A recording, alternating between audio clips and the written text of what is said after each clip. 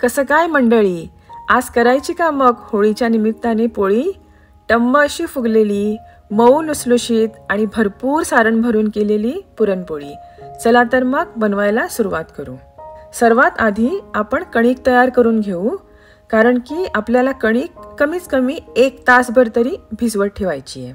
त्यासाठी मी इथे 1.5 कप गव्हाच्या पिठाचा वापर करणार आहे. अजिबात मैद्याचा वापर नाही करणार आहे.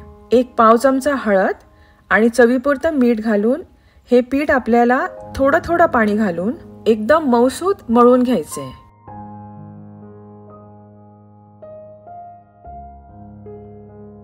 कणिक चांगली मऊ झाली तर आपली पोळी पण मस्त मऊसूत होते. तर अशा प्रकारे आपली कणिक तयार आहे. 1 टीस्पून तेल घालून अजून 1-2 मिनिटं मळून घेते.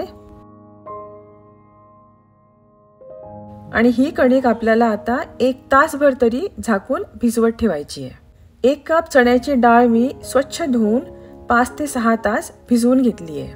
कुकरमध्ये काढून घेते. यात मी 1.5 कप पाण्याचा वापर करणार आहे.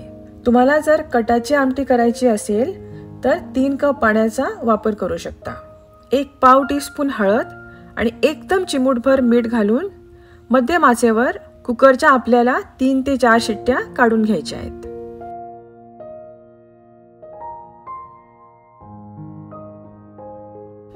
चार शिट्ट्या झालेल्या आहेत. प्रेशर रिलीज झाल्यावर आपण कुकर उघडून बघू. डाळ आपली मस्त मऊ शिजलेली आहे. यात एकदम थोडंसंच पाणी शिल्लक आहे. ते मी गाळणीच्या मदतीने गाळून घेते. आणि ही डाळ आपल्याला ह्याच गाळणीच्या मदतीने थोडीशी गरम असतानाच अशा प्रकारे दाब देत देत गाळून घ्यायची. किंवा तुम्ही मिक्सरला जरी फिरवली तरी चालेल, किंवा पोटॅटो मॅशरने मॅश केली तरी चालेल. तर अशा प्रकारे आपली ही डाळ एकदम बारीक आणि स्मूथ मॅश झालेली आहे. आपण ही पोळी फक्त गुळाचा वापर करून करणार आहोत. त्यासाठी मी इथे गुळ असा बारीक कापून घेते. आता हे डाळीचं भांड मी गॅसवर ठेवून घेतलं. ह्यात घालायचंय 1 कप बारीक कापून घेतलेलं गुळ. आणि हे मिश्रण आपल्याला मध्यम आचेवर सतत ढवळत राहायचंय. हळूहळू गुळ विरघळायला सुरुवात होईल आणि 7 ते 8 मिनिटात हे पुरण घट्ट व्हायला सुरुवात होईल.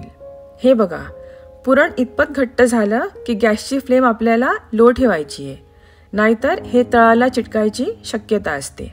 आता हे उलटणं जर पुरणात अशा प्रकारे न पकडता उभं राहत असेल तर समजायचं आपलं पुरण पोळीसाठी तयार आहे. सगळ्यात शेवटी यात 1 पाव चमचा वेलचीची पूड घालायची आहे आणि थोडंसं खिसून जायफळ. वेलचीच्या पावडरऐवजी 6 ते 8 वेलच्या सोलून कुटून जरी घातल्या तरी चालेल. व्यवस्थित मिक्स करून हे पुरण आपल्याला पूर्णपणे थंड होऊ द्यायचंय. कणिक भिजून 1 तास झालेला आहे. 1 तासानंतर आपली कणिक अजून मस्तपैकी मऊ आणि लुसलुशीत झालेली आहे. 2-3 मिनिटं मळून घेते आणि ह्याचे आपल्याला लिंबाच्या आकाराचे गोळे करून घ्यायचे आहेत. आता आपलं पुरण पण थंड झालेलं आहे. कणकेच्या गोळ्यापेक्षा थोडासा मोठा आपल्याला पुरणाचा गोळा घ्यायचा आहे, नाहीतर दोन्ही इक्वल जरी घेतले तरी चालतील. हाताला थोडंसं पीठ लावून ह्या गोळ्याची आपल्याला अशी खोलकट पारी तयार करायची आहे. मध्ये जाड आणि कडेने पातळ ठेवायची आहे. हातावर जमत नसेल तर पोळपाटावर लाटली तरी चालेल. आणि हा पुरणाचा गोळा यात ठेवून अलगद हळूहळू ही पारी आपल्याला बंद करून घ्यायची आहे.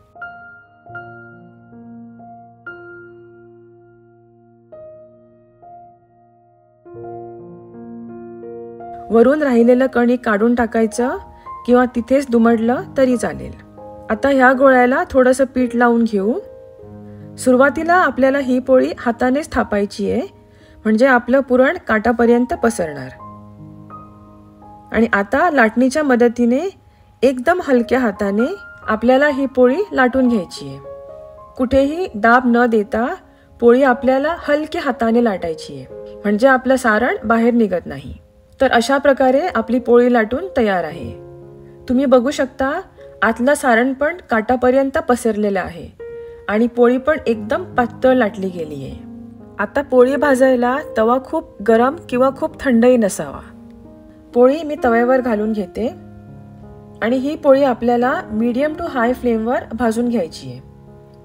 असे बुडबुड आले की परतून घ्यायची आहे. दुसऱ्या बाजूनी पण 1 ते 2 मिनिटं भाजून घ्यायची आहे.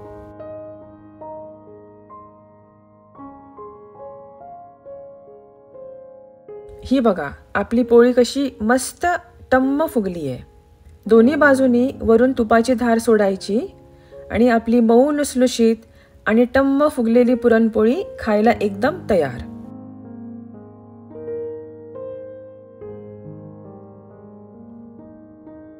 हे बघा, पुरण पण मस्तपैकी काटापर्यंत पसरलेलं आहे. दुधात थोडंसं तूप टाकून ही पुरणपोळी आपण एन्जॉय करू. तर कशी वाटली ही पुरणपोळीची रेसिपी हे मला कमेंट्समध्ये नक्की कळवा. व्हिडिओ आवडला असेल तर एक लाईक करा आणि चॅनलला सबस्क्राईब करायला विसरू नका. आपण परत भेटू अशीच एक रेसिपी घेऊन. तोपर्यंत thanks for watching. Bye bye.